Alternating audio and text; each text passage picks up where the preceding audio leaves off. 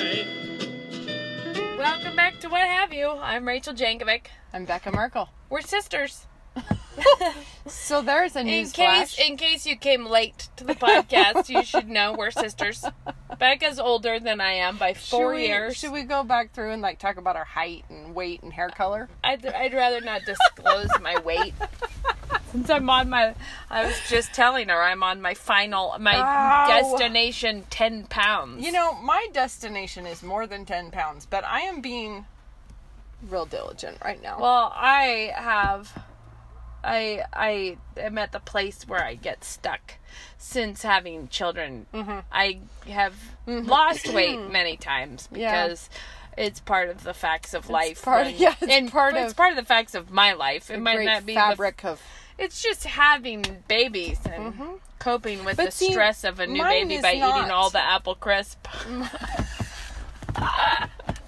Mine is not babies. At least I can't say it's babies. My baby is 13 years old. But it doesn't have to be a specific baby. It's a post-baby life.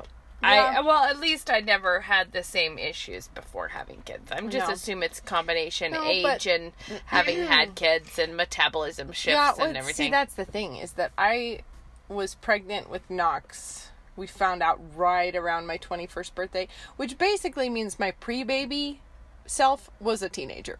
Yeah. That's the thing, is that and then you come out of the childbearing years much older. Mm-hmm. And even if you weren't doing that, you probably, even if you hadn't been having kids, things probably would have changed for you in that time. Well, that's what I think, at least. The thing is, I got so wicked-tastic sick every time that it was kind of a handy deal where you would lose absolutely all of the baby weight from the previous I run. would always fit my skinniest jeans in the first trimester, which is sort of like, it never felt like a real success because you're on the freeway on-ramp to weight gain. But here we go. I always felt like if only I could rummage up like a 3-month killer bout of the flu after my last baby. Which is really what we all dream of. Yeah, then I would have been set. I could have just done it, but... And man, wouldn't that have been easy? Wouldn't it? Wouldn't it have been easy for 3 months It takes no toll on the family. No, and actually the amazing thing I thought about morning sickness is that I would lose weight, but nowhere near as much as I would have at any other time. Yeah. If you had been like, what's on the menu for today? Well, you can keep down 1 ice chip and half of a strawberry. Half a strawberry. And then that'll last you for the day. One of the times I ended up with an IV when I was really morning sick was because the doctor was like, tell me what you've kept down today. And it was kind of like in the last 3 days, I think I was like, it might have been a strawberry, but I can't be sure. That's the whiz bang of doom right there, is that when you would, because the thing, if you puke a lot when you're morning sick, the secret to surviving that is that you must keep trying to eat, but you don't want to keep trying to eat, because even if you can keep some food in your stomach for like 10 minutes, your body gets something out of that. You know what I mean? It's worth the agony of that, but it does not feel like what you want to do. So your idea to boycott the food is poor, because then you just spiral out of control. I know. My tip, if you're morning sick, this is what kept me, I would be on that borderline of needing an IV a lot. Yeah. But I didn't. And I think my magic secret was You never had one? No, I did. But, I mean, times when you didn't? I often didn't have one, too. There were times when you did not have an IV. When I did not have an IV. And in those times, I think one of my best tips, I didn't even get to it until like my last 2 pregnancies. So, you know, guys, I put some time in finding this tip for you, was to buy nice water bottles. When I say to do it, I mean have your husband do it, because I didn't do anything. But he would go, and they had to be nice brand, because Smart Water, I still can't look at Smart Water from Walmart without feeling sick. Smart Water was gross, and I couldn't do Smart Water, and I don't approve of them at all. Wow, my children are texting me, can you get Band-Aids, please, and peppercorns? What? Who needs a peppercorn? I'm wondering. Anyways, the thing is, they got that. There was like Fiji Fuji water. Is it Fiji? Fiji? Whichever it is. I think it's Fiji. And that was a good one. I could drink that one. When I say I could drink, I didn't even try to drink it in the daytimes because I just puke it. Yeah. But I would put a liter bottle by my bed. Okay. And for some reason, in the dead of the night, if I was tired enough, and you wake up crazy thirsty because you're really dehydrated. Yeah. So, like, as I wake up, and I would make it my goal to drink a liter of water in the night when I could fall asleep before I would throw it up. Oh, okay. So I would chug a lot of water in my sleep and then go, like, well, not in my sleep, but close to my sleep. Yeah. Fall back asleep. And this tells you how bad it was, is that I would drink a whole liter, and you're pregnant, so, you know, you'd think you'd have to go to the bathroom all the time. But no, I would drink a whole liter of water in the night and still never need to go to the bathroom till, like, lunchtime the next day. It tells you that you were actually not getting enough fluids. On the first pregnancy, when I was super duper sick, it was also just, well, it was probably 4 months into our marriage.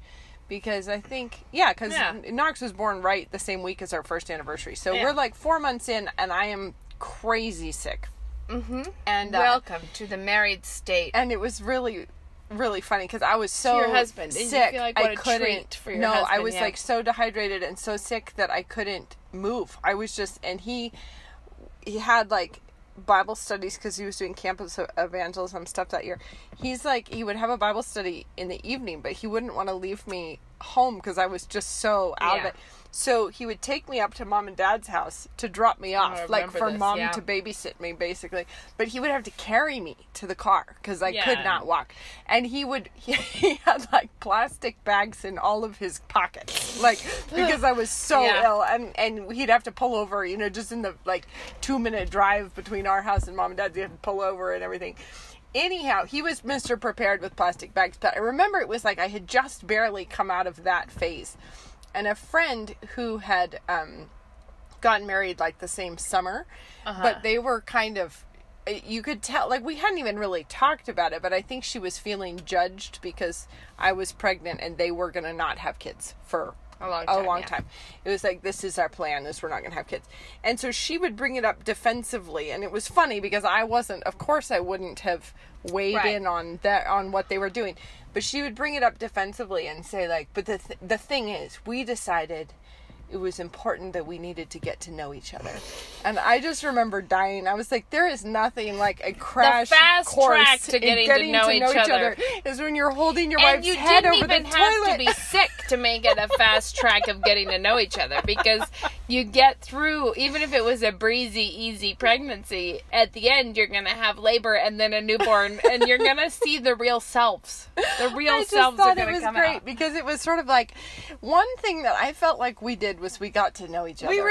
It's like I got to see exactly what Ben was like when he had a crazy sick wife on his hands. Morning sickness is a magical thing, and I remember people would very kindly, you know, like it was really sweet. People would be like, you know, could I bring you dinner sometime so that give you a break from cooking? Mm-hmm. I remember thinking, I'm sorry.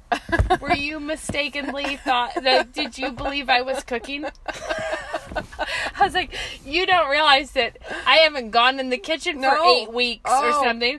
And so when sick. I did have to, it was a total train wreck. Like, nobody wanted me to go in the kitchen because then you end up having a real trouble, you know. Anyway, I remember trying to like hold your breath and not think about anything as you whizzed into the kitchen to do. Usually, it was because like there was a small child who wanted milk or something. Yeah, but it would turn into a spiral of chaos when I think that's when my children learned to pour their own. Mine did too. It's early pourers because of that. And you know, early independence where they're like, "Can I have some cheese?" You're like, "Sure, if there is some, if you can find it, and if you can gnaw it off the block." Those are the ways you can have cheese. Oh, it's so great though. It's so good for a person to have to just go through some. I remember having a moment. Some rough patches. I had a moment when you're really sick. I can remember clear moments in pregnancies with different kids because it's miserable and it's going to last a long time. So like, say you're at week 10, and you're like, in about 6 more weeks, I might start to think I'll ever drink coffee again, or I might, whatever. You're like, it's a long time. And I can remember in different pregnancies having those moments of when I was super sick with Blair. I was trying to get ready to go to church, and I remember just standing in the bathroom, like, really, really yucca-ducked out by the whole situation. And then hearing my other kids singing at the breakfast table. I don't know what psalm it was, but they were singing the psalm, and they were singing the number. It's the praise the Lord, all you nations. Praise him, all ye peoples, for his merciful kindness is great towards us. And I remember just thinking, here's the voice of these little kids who I puked my guts up for every one of them, and they're singing for his merciful kindness is great towards us, and it was so true. And I was thinking, here is this child, a new child, making me crazy sick again, and it is all God's merciful kindness towards us. And Blair has always been to me, that is like, I think of her that way because it was so early, that his merciful kindness is great towards us, and that is really her. And then I think with one of the other, with Shad, I turned on that dumb Nova film, like The Miracle of Life or something. Okay. It's dumb because it's like evolutionary and but I was showing my other kids some of what's happening in a pregnancy, you know, and they were getting old enough to see the cost. Yeah. To notice. They saw the cost of what on earth, Mom, are you doing? Is it always like this? And we watched that one, and I think with Shad, it wasn't that it just was a surprise pregnancy. We're always surprised. We're the kinds of people who are always surprised. But it was so good for me to watch the beginning of that, because it's not like, it just is so clear that there is no accidental life. That God called this person into existence from the beginning of the most crazy, like the whole thing with like the protein on the outside of the sperm that has to match like a key thing on the egg that unlocks, like that releases something that dissolves the surface of the egg, and like, but it is like the most elaborate, like there's no chance in the world that this would ever happen accidentally, like that this is, and it was very good for me to like remember that no part of this is God like a surprise. Like that God called this person. Yeah. And that the fact that I'm sick is irrelevant. Like this is, and that was, and it's a great chance to learn to rejoice in the Lord always. Again, I say rejoice. Absolutely. It's like, and like, knowing that there's a cost, but it needs to be done and it's worth it. And there's a real easy temptation to fall into sort of the martyr syndrome when something is being difficult for you, rather than rejoicing through it, thanking God through it. Right. And, you know, you can be too sick to stand up and too sick to cook and too sick to all of that and still have a sweet, kind spirit to your family. And when you say that, though, I should be clear that it's not that it's easy or that you're not having a hard time, but it's not coming out in anger at other people. Yeah, because it's hard, but it's not, there's no need to be rude to everyone. You don't have to be angry and grumpy and unkind. I remember a moment. You can lie flat on your back and still be gracious. I remember a moment, and must have been with Shad, because we were in our house on Sunnyside. But I remember Luke came home and he was trying to make food. You know, he has to feed people. So he learned as time went on, he never mentioned any food to me. He would just try to bring a food unknown before and see if I could eat it. And then that would be magic. Ben would whatever. Make it was much. It was like 30%. Shakes. It was like 30% better chances I could keep it down if I didn't know what was happening. He didn't talk about it. But I remember him one time in an early pregnancy saying, well, what about a tortilla? And I just remember like, a tortilla? Like, what kind of a sick person would talk about a tortilla at a time like this?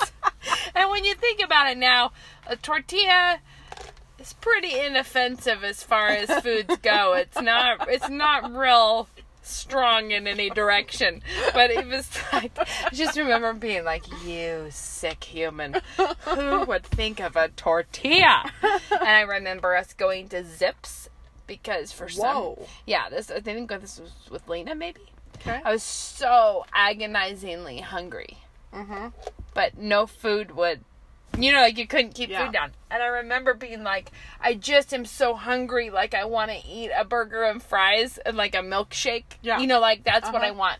So we jump in the car and we zoom to Zips, and then I cried in the car about not being able to eat a hamburger. I think I tried to take a bite and puked it in the parking lot, and then I wept over my dreams of eating a burger. My poor husband sitting there with his burger and fries and a wife crying about it. Anyways, in our other house, I remember a time where Luke's trying to make dinner, and I knew he was cooking chicken. Like, I don't know, I intuited it from the smells. I knew it was chicken.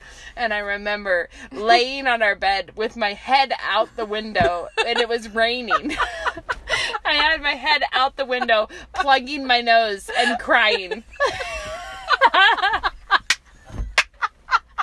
And he comes up to be like, how are you doing? He's like, oh, good heavens. Because it was like, I could smell the chicken, and I couldn't bear that I had to keep noticing there was chicken in the house. And I'm like, it's just an amazing time. I feel like the best, though, is your story about calling him when he was painting. That was with our first. I called him, and I was crying. He's painting a house. I'm not a real crier in life, so you have to recognize this was 6 pregnancies. I'm spreading all these tears out over. Yeah. So, but I'm like, nothing's wrong, but I don't know why. It was like everything's fine, Luke, but I'm so sad and I don't know what's wrong. And I'm like, I was like, there's really nothing wrong here except I feel horrible, but I'm fine. But I'm crying. But that's why I called you. Because of that. And I remember him being like, okay. And he remembers it being up like in an eave of this house on the ladder. And he's like, okay. He's painting somebody's house. Like, I want you to go eat a cheese stick. And I was like, a cheese stick? Look, I don't want a cheese stick. Like, he's like, there's cheese sticks in the fridge. And I'm like, why? I don't want a cheese stick. And he's like, pulled the whole, I'm the husband here and the boss. You will obey me and go get a cheese stick. You will eat a cheese stick, woman. And I'm still on the phone like, I don't want to the fridge. Like, I'm like, it's all dark and devious. And I got the cheese stick out. And I remember lying on our bed in like the fetal position, crying with the cheese stick.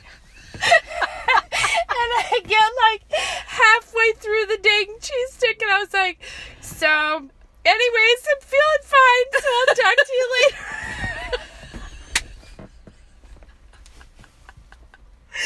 Not sure why I was just crying about the cheese stick or anything, but having gotten some protein in my body, I no longer am despairing of life. So we'll talk later. Have a good day. Yeah, but the problem is, I think that was really only one time that the cheese stick was a solution. Yeah. So we didn't really find the path to success. Oh my goodness. Yeah. But the thing is, you get through it and you make it through the trial. And you don't even care at all about it in retrospect, other than a fond memory. Yeah. And you see the people that it grew. And it's like, and hopefully that was a wee little price to pay for what we got. And hopefully you didn't burn down all of your relationships because you were grumpy at everyone. Well, I have to say that I think there's, having known other people who has had major times of morning sickness, I do think that my greatest resource on that was my husband. Yeah. Because he didn't take he was resilient and joyful and teased me about things and was funny about it. Yep. And my kids still, this is the dark deeds. My kids still sometimes spot places around the town where they're like, remember when Mom threw up the mac and cheese over there? Remember on the way to Oregon when Mom was puking in the bushes at the subway? Oh my word! Remember? See, I think like all my so kids many of those things were little enough Like Knox. No, because Lena was 11 when Moses was born. So they have solid memories of swerving off the side of the road. Yeah. My great one that I told everyone that one. I think leaping out, getting hit in the head with the door. My kids, I had 4 and under, and then 5, 6 and under. So the morning sickness part, Knox would have been 5 years old. So they all. It's in the distant past. I had 4 for them, 3 and under. Then after that, we got way more reasonable with our pacing. Right. So then they all noticed when Moses, Lena said once about Moses looking into his car seat at this little newborn, and she said, "Oh, Mom, he's so worth it." And I said, "Worth what?" And she said, "Everything." And I was like, "Amen." And I know my girls are probably likely to get sick when they're pregnant, and I figure, well, you should all know that it's worth it. It is worth it. It's worth it. Don't worry about it. And it's a great chance to learn that's to enough. I feel like we've overdone us puking now. We can come back to that. I have a lot of stories about that because it's been like years of my life. At this point, quite a lot of time. Exactly. A high point. I actually should share this one because it's funny. We took the kids on spring break to the Oregon coast when I was morning sick with Moses. I was not sure that was going to go over well. Right. I was like, I don't know that I can do this. And Luke's comment was, well, you'll either be sick at home with all the kids home on spring break, or I'll come with you and we'll go to the Oregon coast and you can be sick there while the kids have a good time. So that's what we did. We went there. And one day we went to go out to dinner at the place they like to go, which is, think of this. Moe's, the seafood place. Oh. Right? Like, famous for clam chowder. Oh, no. Woo, doggy. Nobody wants to go there when you're morning sick. But we went there, and I was wearing a hot pink zip-up hoodie, and we got out in the parking lot, and seeing the restaurant sends me into a spiral of doom. So I'm trying to get out of sight of anyone, because of the trouble within that is coming. But it's wildly windy, so my hair is whipping all in my face. Oh. So I put up my hot pink hoodie, but I'm running with an urgent speed from the parking lot, and I'm stuffing my hair into my hoodie so that I'm holding the strings like a little cinched thing around my face, holding these hot pink strings, and I'm going through the seagrass down trying to find a place that no one will have to witness what's happening here, but then I realized high winds coming from every way, right? So the hair was a problem. Not nearly as much of a problem as when I actually began puking, which is hilarious. But then I am leaping around with holding my hot pink hood. I'm like a hot pink bubble jumping around in the seagrass, trying to not puke on myself because it's just now it's happening. And the thing is so funny is I couldn't tell where is the wind coming from. You know what I mean? It was just kind of all over the place. So I'm like hopping around like crazy out there. And then I realized there's like a boardwalk overlook and there's a couple standing there and I am right in front of them just leaping and bounding and puking with my hood up.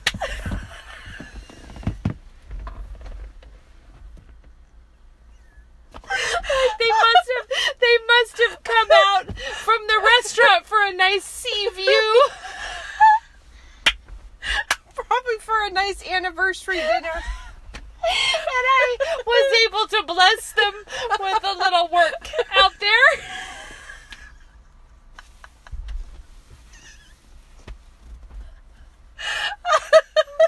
I missed them in my efforts to avoid the people on their way to dinner. I didn't realize that they would be there. There they were, looking upon the seals and me. They can't. They can't have missed me. I mean, I was in electric pink, so. Plus, they weren't far away at all. Oh, I was really quite close to them, and it was. I felt like, well, that'll do. Like, I'll just head in now. Enough from me. Ah, wow. Yeah. So Anyway, now I'm we glad can be done telling call puke that stories. a wrap. Call that a wrap. We did have a question from Trying to bring this in for So a more funny. reasonable landing. Oh boy, no, we did have a question from somebody about Why anyone asks us questions, No, we it's a won't good know. question. About like the great push that everyone is making to live lives of stillness and We've quiet. talked about this before because it's kind We of have. like if you're stressed, you are doing too much, or if you're Back out of of things, don't get obligated to do things. Don't get Right. Just don't live follow on life. through on that commitment you made. Yeah. Or don't make any commitments so you won't ever have to follow through on Basically, you want to live life like coasting down a gradual hill. But don't you think it's pretty, it's something that has definitely been glamorized for us in the, like, this is what someone like Gwyneth Paltrow probably works on all the time. Well, it kind of seems to me to go a little bit with minimalism. Yeah, minimalism, like, you don't want to carry the stress of all the things, and, like, probably you should just be having a nice glass of wine in a vineyard in France somewhere, and that would be the right way to live. Or just take a deep breath and relax, and don't stress yourself out with duties. Spend time on yourself first, you know, like exercising and wellness and thought, like, but just keep yourself calm and Yeah. And see, the thing about this is there is, on the other side, there are people who live frantic, stressed out, ulcer-ridden, rat race, grasping, never satisfied lives. And that is... it's a real ditch. It's a real ditch, and it's a ditch that people should stay out of. But the pendulum swing to the other side, which is basically ambition of any kind, duties... But there's an incredible amount of, in that position, there's an incredible amount of entitlement, because if you don't think that you need to work to survive, like, or that it's not going to take a lot of work to survive, like... you know, and you must be in a position where you're expecting everyone to care for you, kind of like someone is providing. I just think this the push for this life of ease, kind of a no stress life. But we do have like a word purging, for that, and it's laziness. But it's like purging, but people are purging things like church programs, like where they're like, well, why would I bother to host a Bible study when it bothers me to have to get my house ready, or to do, you know, or it's too stressful to have people over, and you just shouldn't do it if it feels too stressful. Often though, if you just realize that we do have a vocabulary term for this thing that you are advocating, it's kind of like when people talk about like being going on their people who need to go on a journey to self-love. Yeah. You know, that kind of thing. It's like, well, we do have a word for that, and that's selfishness.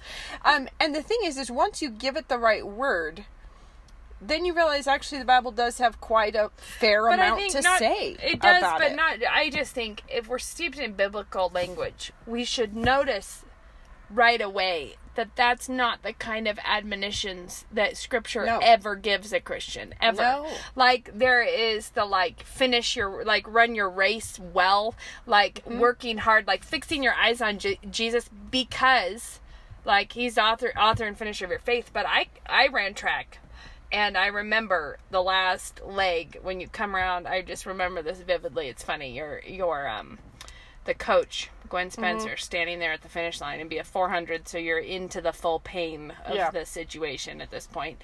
And she just does not seem to be getting bigger. Yeah. Like, you run and you run and you run. And I remember specifically being like, look at her tiny feet. Like, I cannot make them bigger. Like, you're like running. And I think that, so when it says fixing your eyes on Jesus, it is like your destination is past a lot of painful exertion. Yeah. Like, we are running to Christ, but it is not a gentle meander. Like, when it's saying, like, in your life, eventually you'll notice that you got to Christ. It's like, no, you have to fix your eyes because of the pain, because of the exertion, because of the work. Yeah. You have to fix your eyes on your destination, because you actually need that to get through what you need to get through. And, like, saying that all the saints are watching, like, and all these saints who were martyred and went through amazing things, like, do you think that they all want to gather around to watch us do nothing? Like, as we kind of just drift? Yeah. Exactly. With the current to Christ. Drift into the kingdom. You know, like, ride your lazy river inner tube to Christ. Fixing your eyes on Him. But see, I think what happens is they see people who are running in the rat race, and the destination is their own ambition and their own wealth and their own success and their own advancement in the world. And that is true. It's just a hamster wheel. But it's like it's a also sad life. The problem with that life is not the fact that someone is running their heart out. The fact is that they're running their heart out for the wrong thing. Yeah. And totally. so you don't fix it by saying, well, I'm going to just pull up a lawn chair. Well, it's like and sit here. It's like any really brave Nazi soldiers who gave their life. It's not the bravery was the problem. It's the wrong side you were fighting for. It's like, it's not it's like you could say, oh, see, that's why it's wrong to fight. And it's like, no, it's wrong to be wrong. Yeah, and our job is to build the kingdom here, and we don't have very much time to do it. No. And it's sort of like, I feel like you should die with your hands dirty, you know? Well, yeah, as much as you possibly can. Yeah, because, and then think of how much the book of Proverbs has to say about go to the ant, you sluggard, you know? When you go to the ants, have you ever noticed, be wise. Have you noticed, if you go look at an anthill, what you don't see is any of them reading a novel in a beach chair. Like, there's a lot of hustle and there's a lot of bustle. And there's a lot of, like, we're getting it done. Like, we gotta hustle. What was it? Wasn't there a video of an ant stealing a diamond? Yes, stealing a diamond right off of the desk. It was amazing. It was sort of like struggling past the keyboard holding a diamond. But I think the thing is that Scripture doesn't ever say, you know, like, from Paul, like, and another last word to you. Like, take it easy. And make sure that you're having enough time to just sit around and reflect on nothing. Like, or like, it's just No. It is outside of the Christian life vocabulary. Yeah. And this is not to say Christians may never have a vacation or relax or enjoy God's creation or see, you know, like, obviously that fits right in with the concept of Sabbath rest, and this, like, that it's good to rest so that you'll be equipped to work.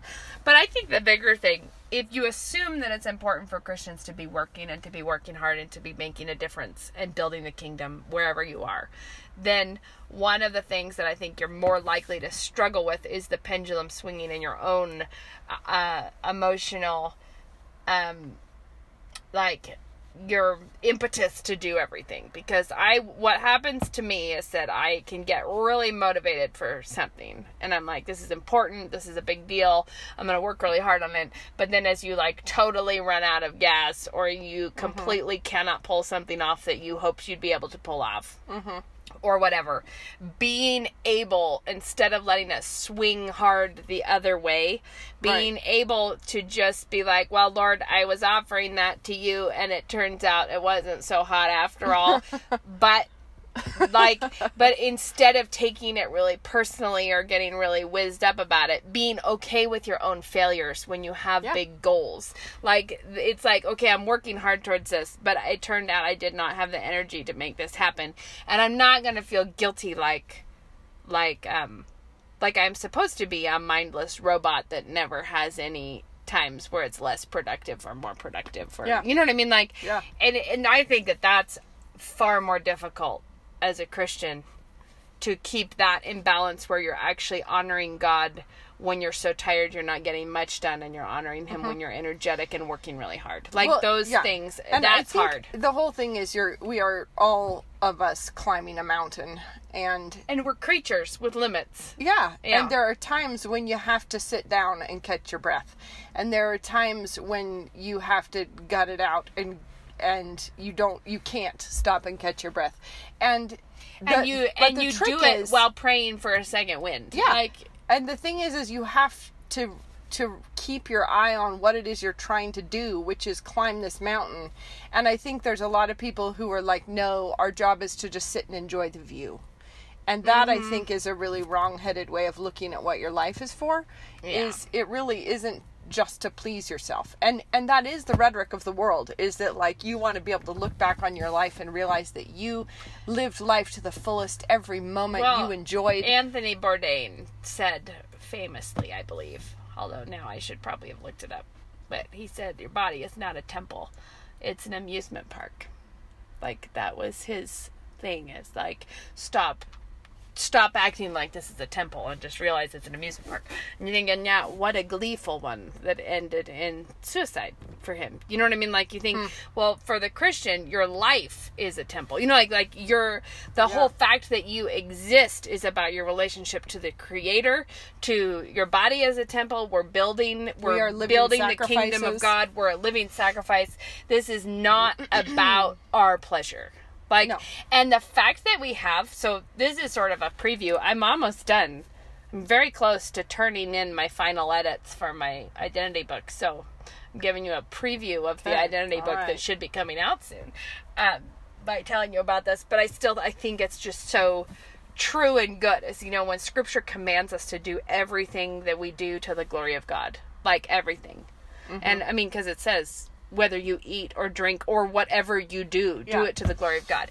Now, just imagine with me the funniness of that. Like, when you're like, gotta go clip my toenails to the glory of God. Right. You know, to the glory of God, I'm gonna go, you know, some really petty things. Yeah. You know what I mean? Like, I'm gonna put a slice of cheese on this saltine to the glory of God. I'm just glorifying Him now in this. And it's funny in the sense that it is like hard to imagine that being glorious in any way.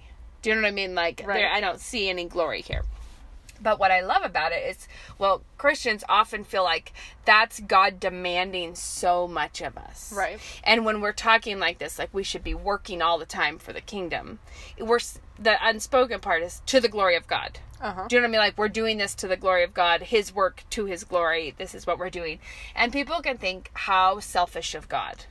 Right? That He would create us, that we just had to glorify Him forever and not just enjoy, not just be relishing these moments that we can have all by ourselves without glorifying Him. You know, like, why can't we do or have our own lives and live our own whatever? And so, and this is a chapter in my book just about that glory is toxic to people.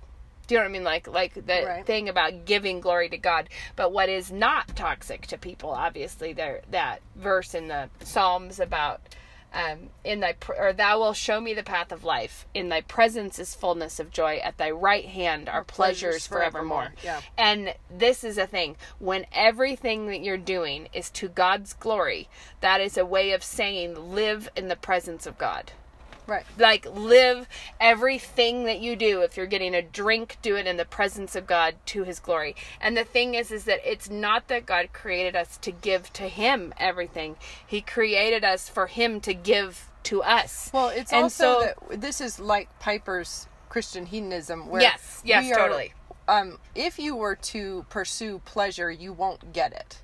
Right. But we pursue glory for God, and your life is full of clarity of purpose, and we are most fulfilled and most joyful when we aren't prioritizing our own joy. Yes. But when we are when we're oriented the right way, that is the most joyful place we could be to live. And so that's the thing that, and to tie this in with our total off-topic discussion earlier, how can you puke and be sick with a baby to the glory of God? Right. Like, you are offering up your work to Him. Like this is to your glory. And that when you do it to God's glory, what you actually receive from God is a fullness of joy.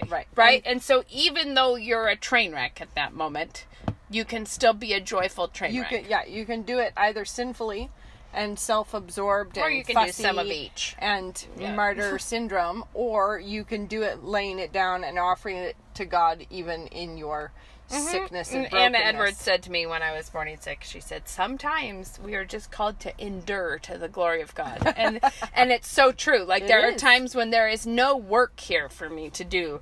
It is just me living through it to the glory of God. And I guess the thing I was going to say is that fullness of joy, pleasures forevermore, is like, and thou will show me the path of life. And you think, so those things, clarity of purpose, like what you're for, joy, and then, well, I forgot the third one. Fullness of joy and pleasure. Pleasures forevermore. And clarity of what you're doing. Like, the reality is, we're not saying work really hard so you can never enjoy anything. No. We're saying work really hard to the glory of God, and your work itself will be joyful and peaceful and purposeful. And also work really hard, but with your hands open and not clenched on. And not like it's your performance that's getting you something. No, it's all a gift of God. And so when you have a moment where you're like, well, I thought I was going to do better than that, but turns out at the end of the day, I did not nail this situation. Exactly. When that happens, you're able to joyfully offer that too and move on without it being like an identity crisis. Like, I failed, I can't, I'm a bad Christian, I'm a whatever. It's like, well, I think it's also true that when you have that crazy productive day, when your like energy was on point and things worked out well, everything was and clicking, everything was perfect, and the heart wants to say, and this, dear friends, is my new normal. I will do this ever after. Yeah. And it's like, that doesn't happen. You will crash. It is weird, yeah. You will crash and be like, why? Why didn't I even make it to my best? You want to make it normal instead of receiving that day of energy and all these things as a gift from God, which is what it is. Right. Incidentally, I would say, just to be uber provocative all of this time. Oh, sure. Fling something out there. This is why I don't approve of anything that is based on any of the like therapeutic help things, whether it be plexus or oils or a diet, or like you have to live without ever eating a carb, or you have to do all these things, and all of them that base it on it's not normal for humans to not feel good all the time. Oh, yeah. I was like, I actually think like that's pretty normal. There's kind of a whole bit there at the beginning of Genesis that explains it. I think one of the things is we're not going to overcome this by means of therapeutic work.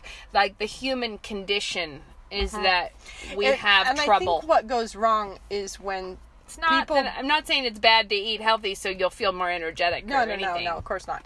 Or whatever, take your vitamins, do your thing. But people can become their own cottage industry in trying to have a full-time job making themselves feel good. And it's very odd to get up in the morning to address all your ailments as though, like, we're just here in transit. Do you know what I mean? Like, your body is like, you want to take care of it so that it can get you as far as you need to get, but not as an end in itself. But it's kind of like, here's the thing. We're currently, this is a tent. This is not the permanent structure. No. And your tent is, you want to keep it in decent repair for as long as you need it. Mildew free if you can help it. But the thing is nothing that you can do will turn this tent into the permanent structure. No, and nothing. And to want to is to deny the great promise that we've been given. And actually, to want to is to be deeply ungrateful for what you have been given. That's true. Yeah, to be like, well, no, I have to be. I guess I just think it's not a thing. I think it's just not a thing that we're supposed to wake up every morning with no obstacles to our life. No. And feel no obstacles throughout the day because we're just having a beautiful time. Well, and then that becomes, it's like a weird, your whole to-do list is trying to create yourself a world in which you have no obstacles. And also it creates an incredible amount of ingratitude because you start acting like your humanity is a problem rather than a gift. Like, it's like, you know what I mean? Like, and the thing is, there is a problem. I mean, obviously, but it's there's a deep problem. It's a problem that got solved It got solved, and it will be solved and we in the have resurrection. and we have our marching orders. Like, we know what we're supposed to do. It may be broken, but not any of your dosing anything is going to fix it. We just read that in Thessalonians in the Bible Reading Challenge, right, about the resurrection of the dead and that whole thing about hoping, like how, and I was struck again by it when we were, this is a bigger thought, I guess, when I just read That Hideous Strength a little while ago, in that part where he has, at the end, they're all getting their clothes on, but they never look at themselves in the mirror, because the others just not like but they're wearing, it's a great section that basically they're wearing the most glorious clothing that they could ever wear, but they don't even look at it. They're it's so them and beautiful, and they're clothed. And what struck me about this was when we were at Grandma's funeral, and it's in a beautiful military graveyard where my mom's parents are both buried there. And I just had this moment. It's like, because that graveyard looks to me like this is a place that Granddad would have just loved. He would have felt like this was how things ought to be did. Very military This is how everything should be done. We don't have any litter. We don't have any crumbs of leaves anywhere. We have pristine, perfect, beautiful military. And he was in the Air Force, and so that when the day of his funeral, it was the huge contrails all in the sky. It was beautiful. It was like exactly what he would have wanted. And it just struck me all of a sudden when we were there this time, thinking about, oh my word, in the resurrection of the dead, the military graveyards are going to be full of the most glorious people. Like when you think of, got interrupted by a little phone call there. Whatever I was saying is, it struck me about this military graveyard that when these saints come back from the dead, this is going to be a glorious sight. Like when you take the most brave, strong heroes, like any military grave, wherever you think, like when you pull them all at one time and they're looking their best in their most beautiful resurrection, like that moment. I think this is going to be a beautiful place to be during the resurrection. And the thing is if you really want your humanity fixed, we know how to do that. We know what you should keep your eyes on. You know where the goal is, because that goal is not this side of death. You have to aim you're talking for about the resurrected state. You have to live well now. To get to that. No, fix your eyes on Jesus and think of all these saints that are around us watching, that we might finish our race well. And if you want to try to pull basically the resurrected state to this side of death, then you're fixing your eyes on your own. The body that we have right now, that is so much less than what we're being given. Like, why would you get so excited about this one? But also, without the grave, you cannot have resurrection. Like, no. And so it's futile and pointless, and the whole thing crumbles around you. And you can see this from all the people that devote their life to trying to hang on to their life. And weirdly, when it starts getting into all these cosmetic surgeries and things that will not make you live longer. No. They will just try to make you look younger while you get old. You'll look weirder as you age. I think that I read part of an article when I was waiting for my girls getting their haircut. I can't remember what magazine it was, but it was just so sad and desolate and embarrassing. And it was some woman who's part of some big, bio, it was like BioViva or something. It's like stem cell. But she flew herself to Mexico or somewhere to inject herself with a ton of like she's trying to find eternal life. It's on the radical edges of longevity. It's like trying to live forever. It's like weird. And she did this without telling any of her family, and she like flew off to get all these injections and things to try to live forever. And then basically she's like really upset about like medical regulations that keep us from doing this kind of brilliant work all the time. And you look at it like this is a life of fear. Just awful fear. And she has quotes around things like, when we finally overcome death, then we'll be something.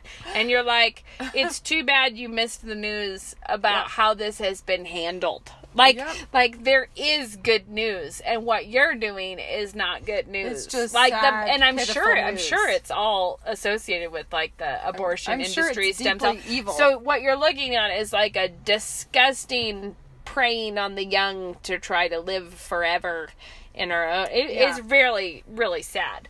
But my point is, it is like it was an extreme example of all these wellness things, wellness gurus.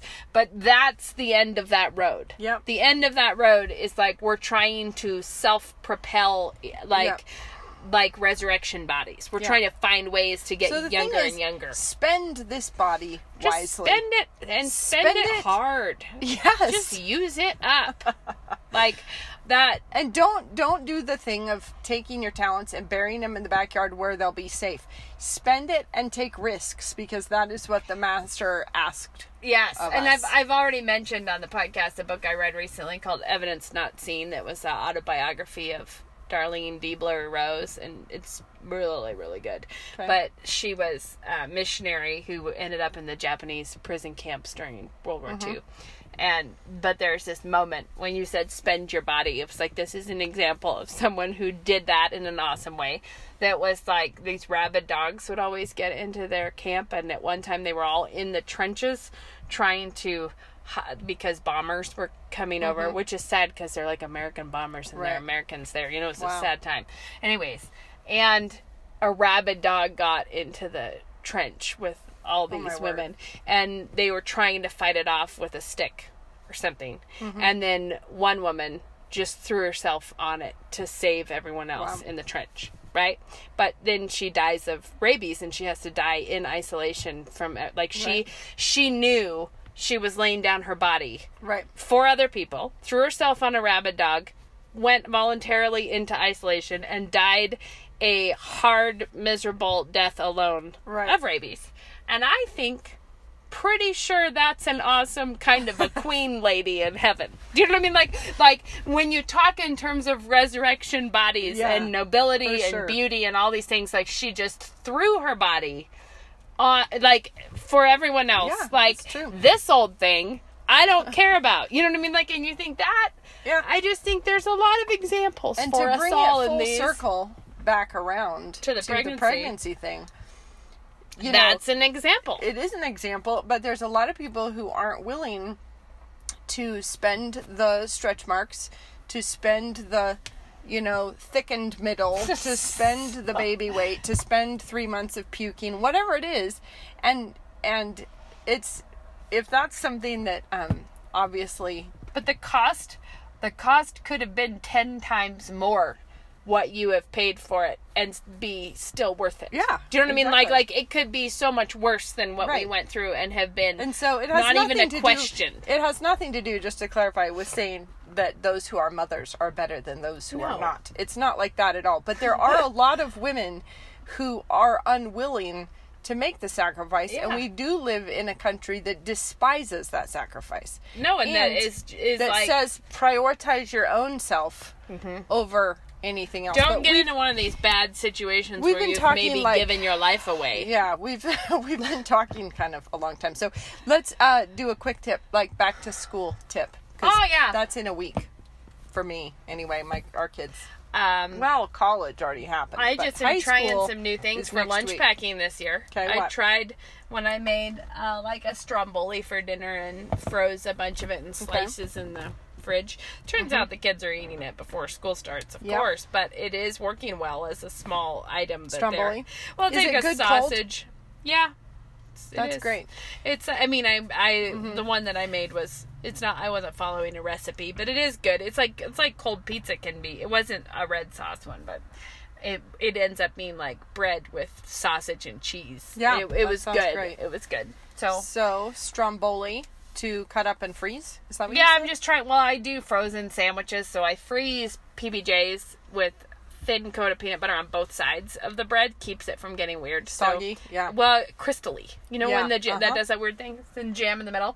And then I also will make like a ton of rolls. And if you butter both sides, you can put like deli meat and cheese in them and freeze those also. Okay. So I try to have my lunch preparatory business like a big bin of frozen sandwiches, and then there's a bin in the fridge that has stuff you can take, and a bin in the cupboard that has, so it's like the dry bin, the cold bin, and the freezer bin. So as my kids are now kind of older, and well, 2 of them are in college and they have very different schedules, and then 3 in high school, but like 1 is going to have really crazy early morning volleyball practices, and getting up and actually like making yourself a lunch is less doable. It's happening less. So I am trying to make a big effort to essentially double my dinners, that I am like really jacking the quantity up for what I would normally cook, making the same thing, but then just throwing individually packaged leftovers into the fridge.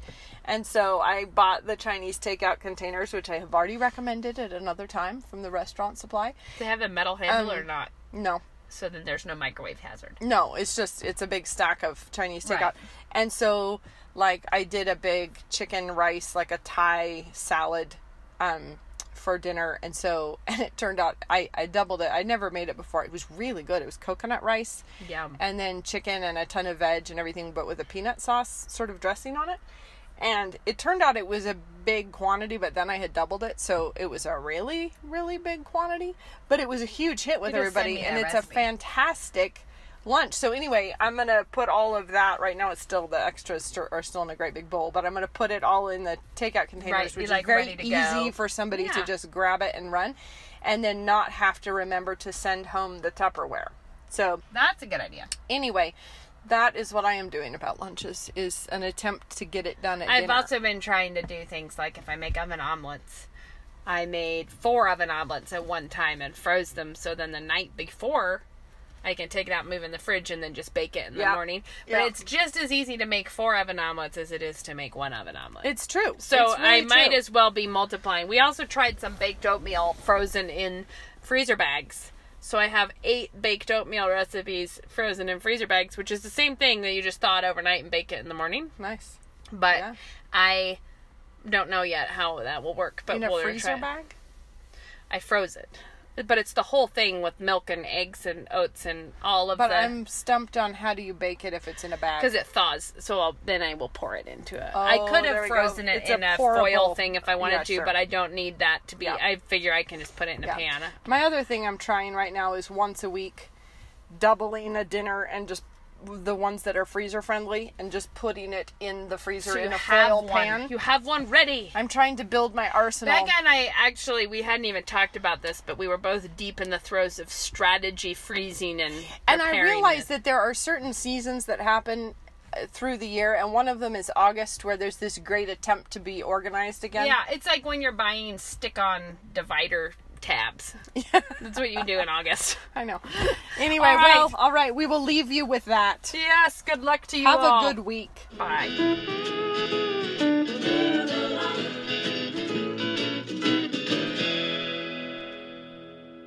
I'm a 2009 graduate of New St. Andrews College, and I'm a commercial property manager.